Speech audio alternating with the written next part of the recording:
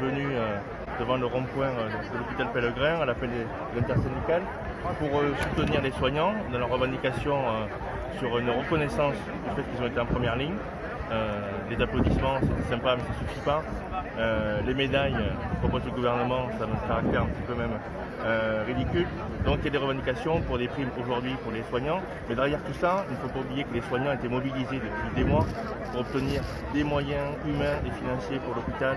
C'est des revalorisations des grilles de salaire. C'est un arrêt aussi de ces politiques d'austérité qui ne reposent que sur la rentabilité de l'hôpital et non pas sur les besoins des populations. Donc c'est ça, il faut un plan d'urgence pour l'hôpital, il faut des embauches, 100 000 pour l'hôpital, 100 000 aussi pour les EHPAD, arrêter de laisser le capital s'enrichir sur la santé.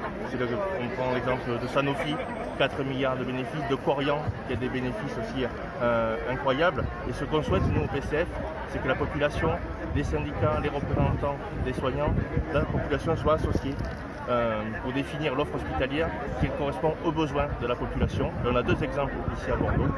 C'est l'hôpital Robert Picquet sur le sud de l'agglomération, qui a un projet de fusion et de fermeture, alors qu'il s'est montré encore une fois essentiel pendant cette crise. Et l'autre sujet, c'est le projet de fermeture des urgences de Saint-André. On dit non à ces deux projets, il faut des réponses de proximité de l'hôpital public.